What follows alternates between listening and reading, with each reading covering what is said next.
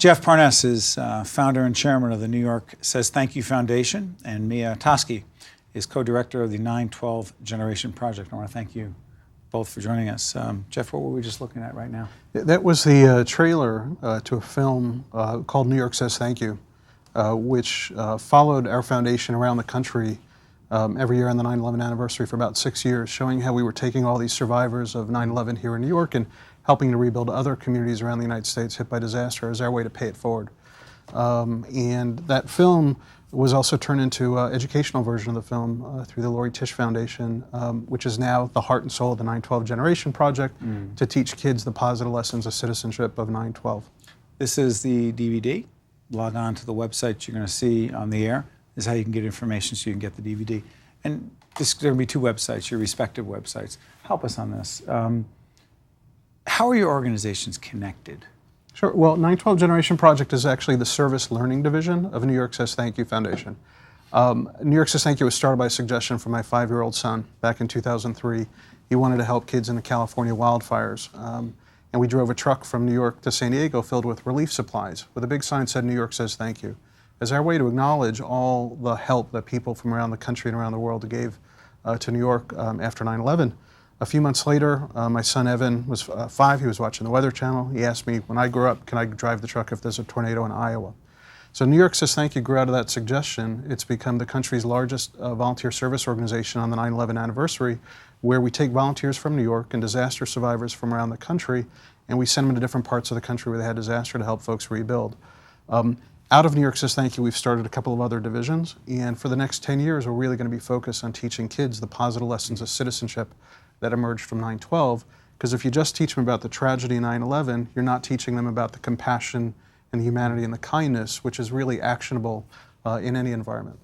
Talk about it for you. Well, I actually came on as I'm a teacher, and I was down at the 9/11 Tribute Center, and the gentleman who runs that, Lee Ayelpi, said, why don't you try and create a curriculum? Because there was no mandated curriculum in any of the schools in the nation. Even 2 blocks away, a lot of the kids that were now 8 years after 9/11 knew nothing about really the events.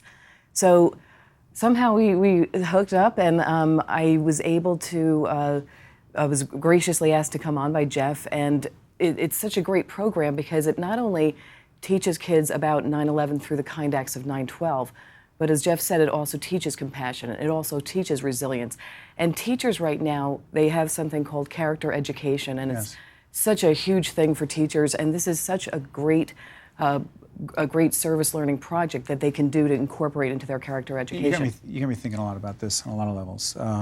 We actually had the head of the 9/11 Memorial in recently who gave me this, right? Okay. That's why it's a great organization, and they were talking about the educational piece of it, but we have an 8-year-old son.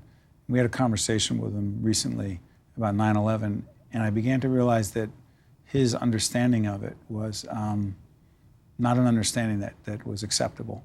And I can tell you that I, as a teacher down, on the memorial pools taking people, I have actually been there with kids from Australia that knew more than the kids that were 2 blocks away. That's really what I'm talking about, because when we started talking to our son, I realized that we had the head of the 9/11 Memorial, and we were talking about what was going on there, and our son said, well, what are you talking about? Right. And I said, I started describing, and he said, oh, that. Right. Well, and we didn't know where to go with it. But it's kind of interesting because the 9/12 Generation Project actually was a suggestion of one of the first educators at the 9/11 Memorial Museum years ago. And she made the comment to me, she said, in a way, New York Says Thank You solves one of the Museum Memorial's biggest problems, which is we're chartered to teach something retroactive that was negative, when what we really want to do is inspire young people to do positive things going forward.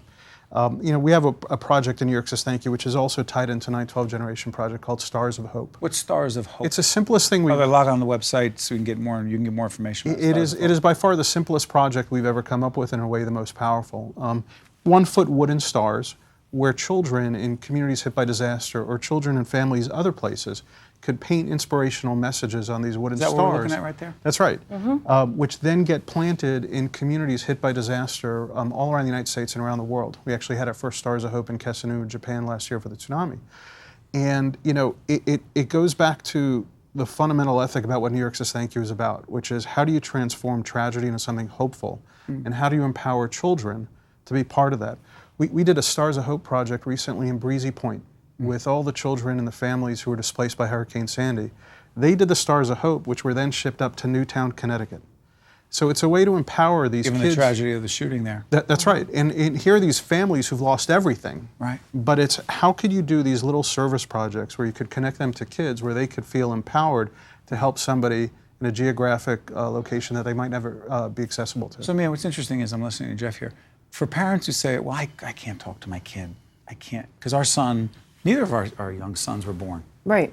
Neither one of them were born. One's 10, one's 8. Well, really, so many of the kids in school now, unless you're in middle or high school. So you say, I can't talk to them. Not true, because it's how you frame it. And if you frame it in the context of 9/12, what do we do now? How do we help? It's a different conversation, is it not? Absolutely, and that's one of the things that we say, what we do is about 9/12. And so that's sort of become the motto that these kids really are the 9/12 generation. And so, by teaching them that they can survive, by focusing on the kind acts of compassion, it's just been amazing to see. I was going to add, over the years that we developed the 9/12 Generation Project, we had feedback from teachers and educators all around the country who were saying for 10 years we've struggled with how do we even broach the subject with kids? How do we not re-traumatize them with the images? And we've always said, well, if you only teach them about 9/11, you're only teaching them half the story. But if you teach them about 9/12, about how you transform tragedy into hope, about how you empower survivors as volunteers, about all the positive aspects that we experience as a nation, as a world on 9/12, then those lessons become timeless and universal for children born after 9/11. Forever, and it makes it applicable for them so when they see the next tragedy in a Newtown, Connecticut, they know there's something simple for them to do. Real quick, before I get out of here, a fireman, policeman, talk about them. Sure. Our core volunteer group are made up of New York City firefighters and other first responders, ground zero construction workers. We empower them with the opportunity to do barn raisings all around the United States on the 9/11 anniversary. And then they're followed by disaster survivors who we've helped, who in turn pay it forward. With Hurricane Sandy, we actually had to turn the tides. Instead of traveling to other places around the United States, we made a commitment to rebuild 200 homes for underinsured New York City first responders, because they're the ones who take care of us. So for every first responder we get back in their home with their family, they could then concentrate on being the best EMT or firefighter or police officer and serve the greater community. Your son is how old now? My sons are 14 and 11, and they've been. Son who was 5 then is how? Yeah, he's now 14, and Josh, the younger one, who we can't also forget, he's the chairman of the Children's Building Committee. So there's a lot of stuff for kids to do. Jeff and Mia, I want to thank you for joining us, and we wish you nothing but the best. Well, thanks for having us. Thank you so An open much. invitation to continue to talk about your work, and hope folks log on the website site to find out more, but also to do more. Thank you very much. And bring your child on our next build. Yes, Absolutely. Thank you. absolutely. Okay, great job. Stay right there. I'm Steve Adubato. We're at the Tisch WNET studios, and there's important work going on. Stay with us. We'll be right back. Thank you very much. Awesome. If you would like more information on this program, or if you'd like to express an opinion, email us at info@caucusnj.org. Visit us online at oneonone.org, or find us on Facebook at facebook.com/Steve Adubato, PhD.